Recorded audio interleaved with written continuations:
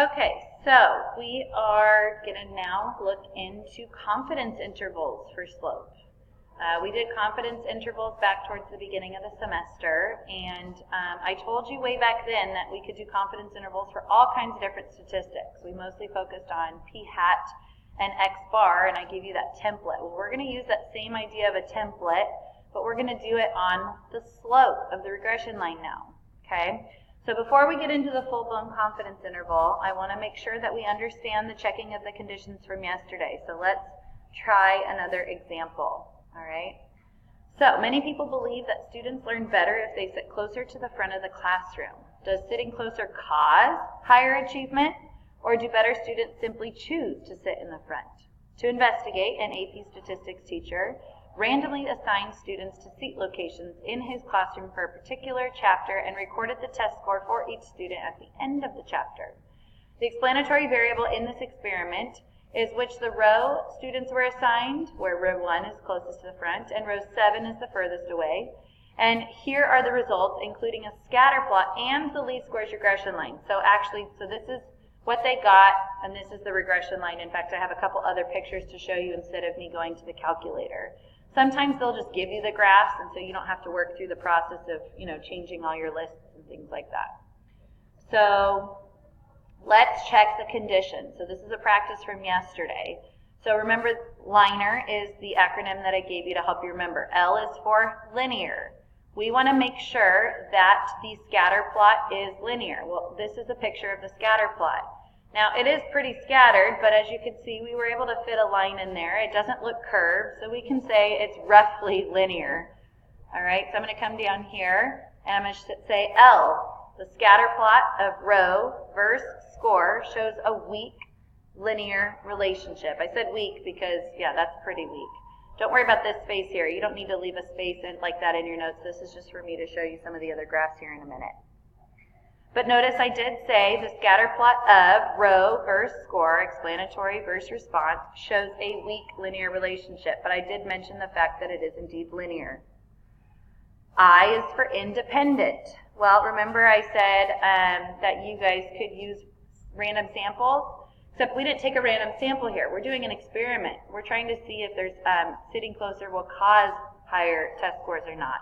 So it's not a random sample, it's random assignment. So the way I'm going to say this is due to random assignment, one student's test score should not affect the other. So I'm talking about, they're independent. Excuse the bell, I am at school and the bell just rang for the next class. But, now I'm getting thrown off. We don't have to do the 10% condition here because remember it's an experiment. We did random assignment. Anytime we do random assignment, we don't have to worry about the 10% condition. Now the next one is N for normal. We want to check the normal condition. So usually we look at a histogram of the residuals or a normal probability plot of the residuals. In this case, I have the histogram of the residuals already shown for you, and oftentimes they'll provide these graphs. I know it's a residual plot because we have the residuals at the bottom, and it's the frequency of these residuals. So as you can see, it's not perfectly normal, but it looks pretty symmetric, pretty normal to me. So what I could say in the normal condition is the histogram of the residuals has no outliers or strong skewness. It looks approximately normal. Similar to kind of what we talked about yesterday. The histogram I showed you yesterday didn't look very normal, but it had no outliers or strong skewness, so it's good enough for me. E is equal variance. We want the spread of the residuals to be evenly spread out. So what we need is a residual plot, which I have also provided for you. Here's a residual plot. It's a scatter plot of the explanatory against the residuals, and as you can see, there's pretty even scatter around this residual plot of y equals 0, and that's exactly what you want to have. So all you got to do is show that picture and say the residual plot shows even scatter around the residual equals 0 line for all values of x, because we're talking about for all values of the explanatory. Lastly, R is for the random aspect. So R is randomly assigned students to seat. We talked about the random aspect. There was one other graph that was provided, and this is the normal probability plot. So as you can see, the normal probability plot has the residuals against their z-scores. That's what they do on a normal probability plot.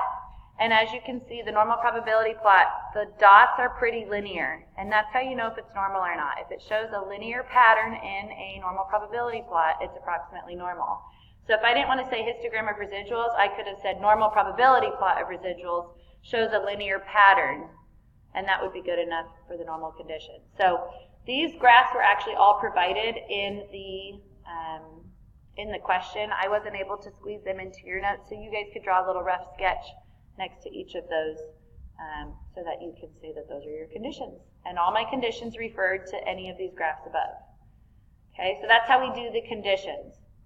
Now, you're often also going to be given a computer output for the least squares regression line. You guys are used to seeing this. You've seen it before. But I've never shown you guys some of the extra stuff in here, like the T and the P and the SE coefficient. You know, we've always used just this value and the R squared. Well, now we're actually going to use some of this.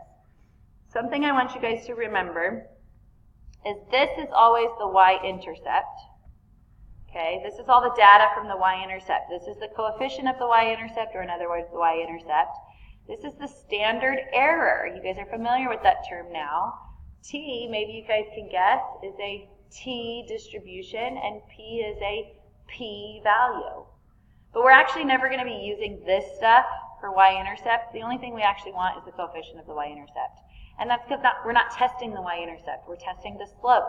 But remember, this row is always the slope row. So what's interesting is, okay, so this is your A, this is your B, it's your slope. And like I said, SE is standard error. So this is your SE of the slope, your standard error of the slope. I had mentioned that the other day. T is a t-score. So this value right here, this is your test statistic. So we are actually going to be using t distributions. It's your test statistic t. And guess what this is? That is your p-value for the slope, but it is always a t-value for a two-sided test. So if you ever do a one-sided test for slope, you would have to divide this by 2 to find the one-sided. But this is a p-value assuming it's a two-sided test. Okay? S, we did use this a while back, but this is the standard deviation of the residuals. Okay? And R squared, we're probably not going to use that this chapter, but R squared is the percent of variation. We talked about that way back at the beginning of the year, but we're not going to use that for regression when we're doing confidence intervals and significance tests. But one other thing I need to mention is if we are using a t distribution and using a test statistic t, we do need to know the degrees of freedom. I know you guys are used to using n-1, but the degrees of freedom this time is actually n-2. The way I think about it is we're using two variables, an explanatory and a response. So we take the sample size minus 2 instead. And like I said, we're going to use a t star. So we're going to use table B, which is the t distribution chart, not table A with the z distributions. Okay?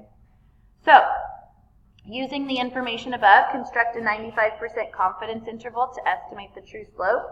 I'm not going to do the full 4-step process here. I just want to remind you guys of how to do the confidence interval. So remember, we use the formula statistic plus or minus the critical value times the standard deviation of the statistic.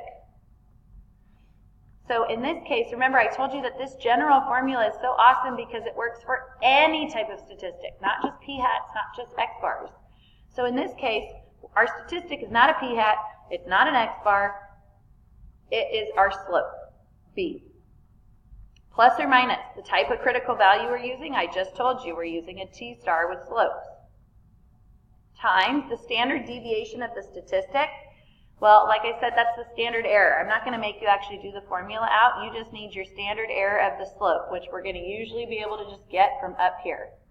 So that makes it nice and easy. So now that we've plugged in all the pieces, this is the more specific formula. All we got to do is fill it out. Our slope, if you look up here, is this negative 1.1171 plus a t-star. Well, you're going to need to look at your t-star chart. So a quick reminder of your table B, I have that on one of these windows. Oh, there it is, that window. Okay, so remember here, all you got to do is look down at the bottom, 95% interval. And then we have a sample. Oh shoot, what was our sample size here? Let's see, 1, 2, 3, 4, 5, 6, 7, 8, 9, 10, 11, 12, 13, 14, 15, 16, 17, 18, 19, 20, 21, 22, 23, 24, 25, 26, 27, 28, 29, 30. So I just went above and counted how many numbers we had. We have 30. So our degrees of freedom would be 29.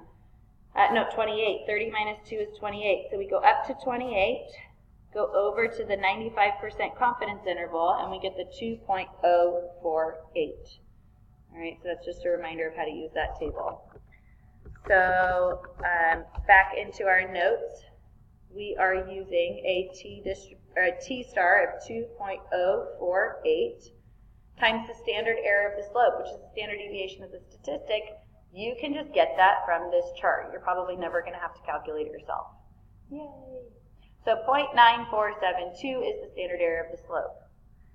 So now all I got to do is multiply these two together. So we have negative 1.1171 plus or minus the margin of error of 1.9399. And if you add and subtract that to both of them, you get a lower bound of negative 3.057 and an upper bound of 0.8228. And since I used a t-star, you want to mention your degrees of freedom. My degrees of freedom, I had a sample of size 30. I subtracted 2. I got a degrees of freedom of 28. So that's your confidence interval. Pretty basic if you use the formula. One little thing I want to mention is, remember, the confidence interval can often tell us things about a significance test. Is this significant or not? Do you think this is statistically significant? Well, something I want you to notice is my slope. That's what I'm testing. What's the slope of the line? It's going anywhere from a negative slope to a positive slope. So if I'm trying to figure out, let's go back up and look at what I was wondering about. I'm curious if where students sit, if they sit closer to the front, they have a higher score. Closer to the back, they have a lower score. I would expect the slope to be negative. But according to my confidence interval, the slope could be anywhere from a negative to a positive. So, do you think that's statistically significant? I would say no. And that's because it captures 0. So we'll talk about that a little bit more also in the next video. I'm going to show you a full 4-step process of a confidence interval. All right? See you in the next video.